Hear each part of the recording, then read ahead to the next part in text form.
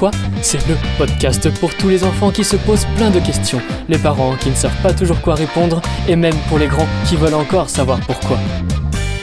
Pourquoi les animaux ne parlent pas la même langue que les humains ? Pour y répondre, je me suis adressé à un fin connaisseur. Je suis allé à la rencontre de l'auteur du livre « Le langage secret du chien ». Je m'appelle Alexandre Balzer, je suis donc vétérinaire, je suis praticien dans l'Allier. Je m'occupe d'une clinique canine, c'est-à-dire que je m'occupe des chiens et des chats et des nouveaux animaux de compagnie. Je suis spécialisé en médecine interne et en pathologie du comportement de l'animal, puisque j'ai un diplôme de psychiatrie vétérinaire. Et je suis aussi, je m'investis beaucoup dans la cynophilie, puisque je suis président de la Société centrale canine et membre de plusieurs clubs d'éducation canine. J'ai donc demandé à Alexandre Balzer pourquoi les animaux ne parlent pas la même langue que les humains. Alors, en fait, les animaux, le chien et le chat communiquent. Il miaule, il peut s'exprimer.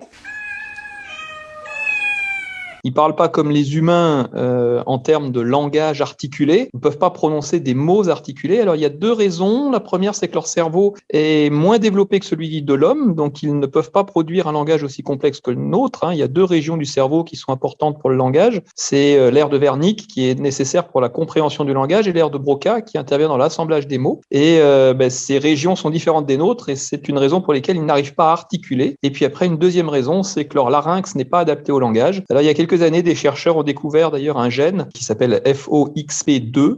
Ah bon, il n'a pas de prénom.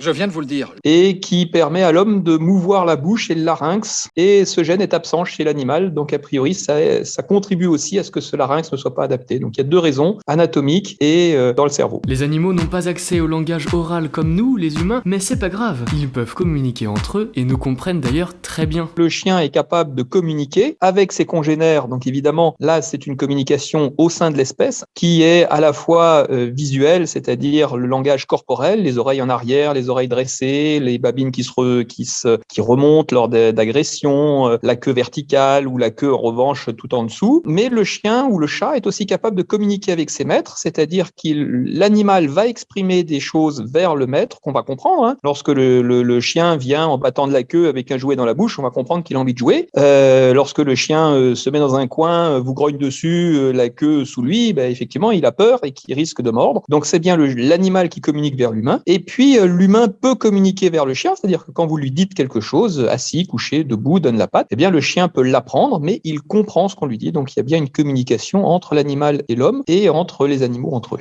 En fait, tous les animaux communiquent, même sans parler la langue des humains, et ils ont chacun leur façon de le faire. Le cochon est très proche du chien.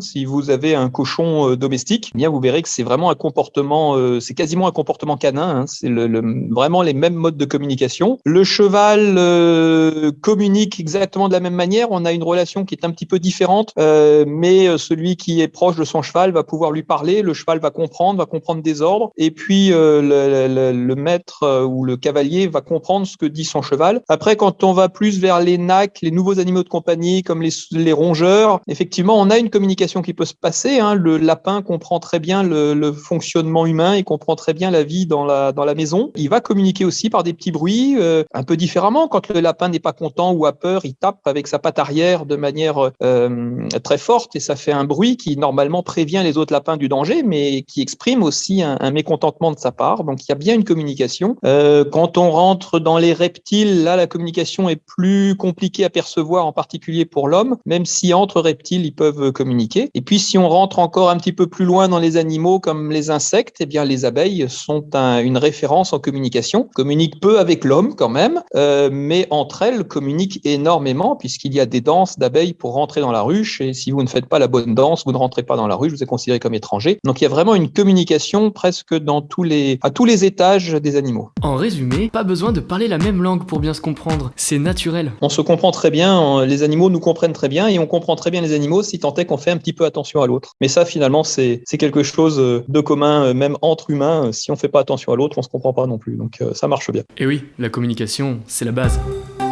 Merci d'avoir suivi ce 3e épisode de Pourquoi. N'hésitez pas à le partager, le liker et vous abonner à la chaîne. Rendez-vous sur les réseaux sociaux avant de se retrouver pour le prochain épisode.